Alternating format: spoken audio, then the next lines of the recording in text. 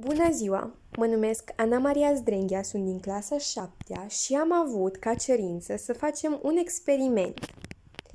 Eu am încercat să îl fac și din punctul meu de vedere a ieșit. A trebuit să iau două recipiente egale în care am pus aceeași cantitate de sare. Doar că într-un recipient am pus sare grunjoasă, iar în alt recipient am pus sare fină. Mai apoi am pus aceeași cantitate de apă în ambele recipiente și am amestecat cu grijă. Iar rezultatul este unul admirabil. Sarea grunjoasă a lăsat în apă niște impurități foarte vizibile, iar sarea fină nu are nicio impuritate.